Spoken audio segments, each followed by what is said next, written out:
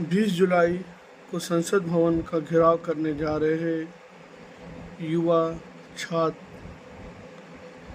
और छात्राओं पे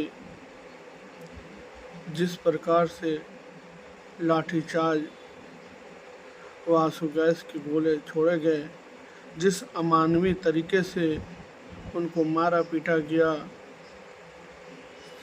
14 साल, 13 साल, 16 साल की लड़कियों को के साथ दुर्व्यवहार करते हुए उनके कपड़ों को फाड़ा गया।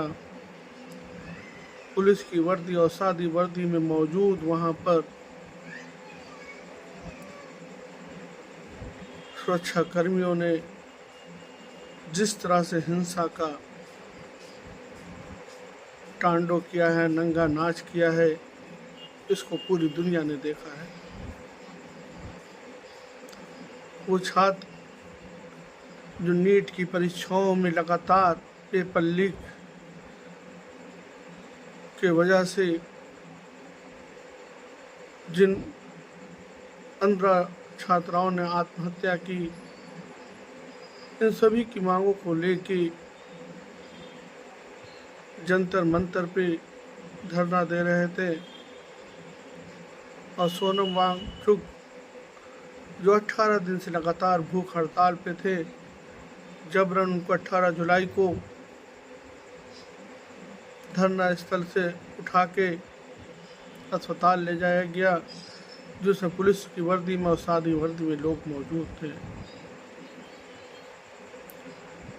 उन्होंने 20 जुलाई को संसद भवन चलने का आह्वान किया था पूरे देश के लोगों से, और एक देश की बड़ी तादाद जो इस भारतीय जनता पार्टी की तानाशाही सरकार से लगातार जिस तरह से इस सरकार ने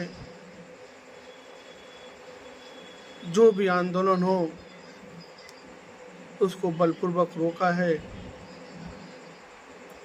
लेकिन ये छात्रों का आंदोलन था, देश के भविष्य बनाने वाले उन छात्रों का आंदोलन था, उन लोगों का आंदोलन था। हम लोगों को उम्मीद थी कि सरकार उनसे बात करेगी, उनकी बातों को मानेगी, क्योंकि उनकी बात नाजायज़ नहीं थी। वे सिर्फ शिक्षा मंत्री धर्मेंद्र प्रधान का इस्तीफा तो ही मांग रहे थे, और ऐसे मंत्री की नैतिक जिम्मेदारी होना चाहिए जो बार बार जिसके परीक्षा पेपर लीक हो जा रहा है उसको तो अपने पद से तुरंत इस्तीफा देना चाहिए। लेकिन ये बेशर्म लोग क्यों इस्तीफा देंगे? क्योंकि इनको तो इस देश में तानाशाही चलाना है। इन लोगों ने जिस तरह से लोकतंत्र खत्म कर दिया है, तानाशाही है। हमने देखा वो मंजर 20 जुलाई का कि देश का कायर प्रधानमंत्री नरेंद्र मोदी संसद भवन के पीछे के रास्ते से भाग रहा है, और दूसरी तरफ स्टेन गन, बंदूक, मशीन गने लिए हुए सुरक्षा कर्मी पोजीशन में हैं। और वो पोजीशन में किसके खिलाफ थे? इस देश के छात्र, नौजवान जो इस सिस्टम से लड़ रहे थे सिर्फ इसलिए कि बार बार परीक्षा लीक होने के लिए जिम्मेदार देश का शिक्षा मंत्री इस्तीफा दे दे। लेकिन इस कायर प्रधानमंत्री को इतना भी नहीं हुआ कि वो उनसे संवाद कर सके, बल्कि जिस जालिमाना अंदाज में इन छात्राओं पर हमले किए गए, जिसकी फ़ोटो सोशल मीडिया पे बराबर आ रही है, जिसकी जितनी भी निंदा की जाए कम है। ऐसी सरकार को तो 2 मिनट में भी सत्ता में बने रहने का अधिकार नहीं है। इन सभी को नैतिकता के आधार पर इस्तीफा देना चाहिए, लेकिन क्योंकि इस सरकार में नैतिकता बची का है, अगर ये नैतिकता होती तो इस तरह की घटना नहीं होती। आज भी छात्र मौजूद हैं, इस आंदोलन को आगे बढ़ा रहे हैं। जिस तरह से राजनीतिक दलों के लोगों को हिरासत में ली जा रहा है, उनके साथ अमानवीय हरकतें की जा रही है, जिसकी जितनी भी निंदा की जाए कम है। है। आज जो ये घटना हुई है और जिस प्रकार से गोदी मीडिया ने इन छात्रों को कोई आतंकवादी बता रहा है, कोई देशद्रोही बता रहा है, हकीकत में देशद्रोही और आतंकवादी तो तुम लोग हो। असली देशभक्त तो ये नौजवान हैं, ये छात्र हैं, ये नौनिहाल हैं, इस देश के भविष्य हैं, जो अपने भविष्य के प्रति आशंकित हैं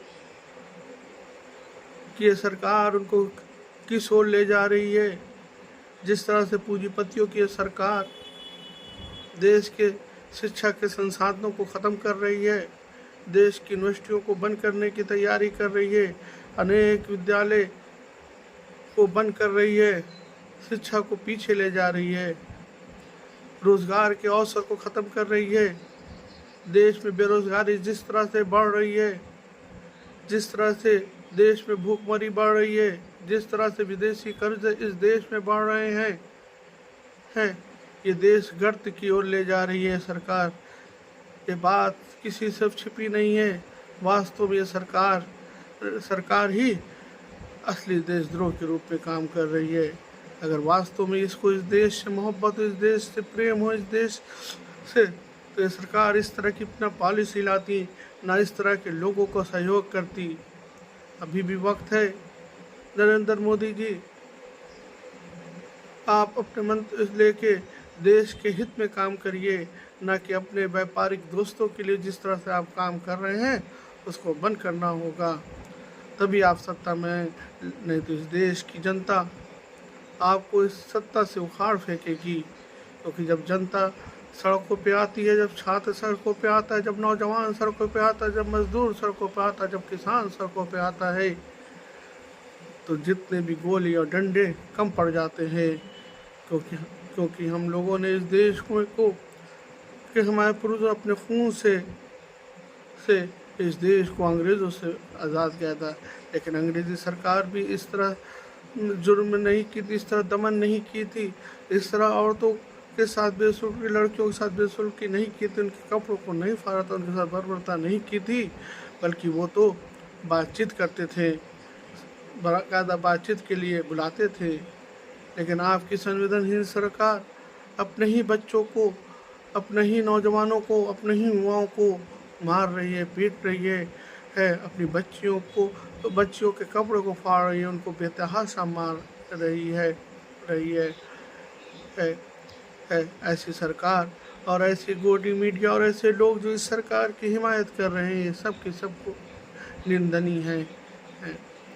मैं देश की जनता, देश के देशभक्त लोग, देश को चाहने वाले लोगों से आह्वान करता हूँ कि वे आगे आएँ और इस सरकार की अनैतिक कार्यों का विरोध करते हुए उन छात्र और नौजवानों का समर्थन करें। जब तक कि सरकार उनकी मांगों को न मान ले, हम उनके आंदोलन को भी किसी भी तरह से कमज़ोर नहीं होने देंगे। हम अपने देश के लिए अपने प्राणों की कुर्बानियाँ दे सकते हैं, लेकिन अपने देश को इस तरह बर्बाद होते नहीं दे सकते हैं।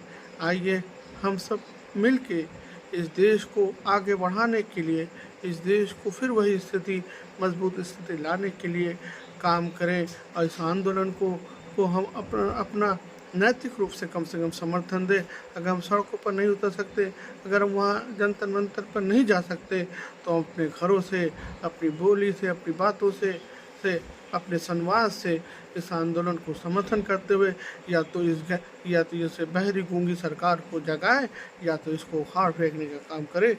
जय हिंद, जय भारत, इनकलाब जिंदाबाद।